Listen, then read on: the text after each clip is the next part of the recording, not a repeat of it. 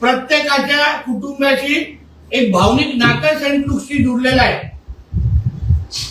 आणि म्हणून 3 दिवसा अगोदर जेव्हा आमचे आदरणीय रवींद्र चव्हाण साहेब वेंगुर्ल्याच्या दौऱ्यावर होते, आमचे भारतीय जनता पक्षाचे माझे सहकारी आपटेजी या सगळ्या लोकांनी गेले 14 ते 19 मध्ये जेव्हा आदरणीय मुख्यमंत्री म्हणून देवेंद्र फडणवीस साहेब काम करत होते, तेव्हा ह्या सेंट लुक्स हॉस्पिटलला मोठ्या प्रमाणामध्ये त्यांनी पुढाकार घेतला.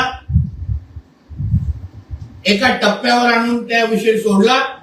आज मला आनंद वाटतो की गेल्या 2-3 दिवसाच्या पाठपुराव्यानंतर धर्मदाय आयुक्ताकडून आता हा लॉ अँड ज्युडिशरी खात्याकडे गेलेला हा सेंट लुक्सचा विषय त्याची फायनल ऑर्डर आणण्यासाठी आता मार्ग मोकळा झालेला आहे.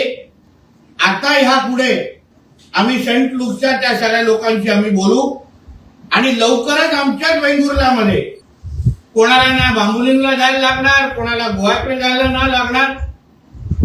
वेंगुर्ल्यामध्ये राहूनच एक सुसज्ज असं एक हॉस्पिटल आमच्या वेंगुर्लेकरांच्या सेवेसाठी उपलब्ध करण्यासाठी आम्ही आता कटिबद्ध आहोत.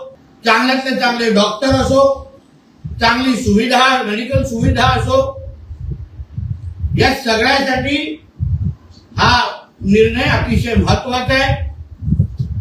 आणि ते होत असताना मी एवढं पण आश्वस्त करतो जिल्ह्याचा पालकमंत्री म्हणून की आपल्याकडे असलेली आता उपरुग्णालयामध्ये असलेली जी काही सुविधा आहे त्याच्यावर पण आम्ही काम करणार आहोत.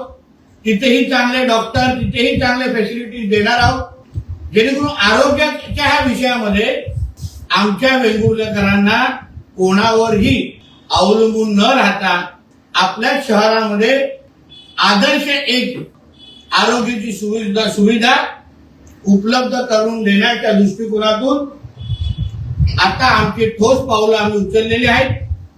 एकदा काय ती 3 तारखेनंतर या सगळ्या संबंधित फायनल ऑर्डर हातात येईल आणि मग त्यानंतर हॉस्पिटल बनवण्याचा मार्ग हा मोकळा होणार आहे.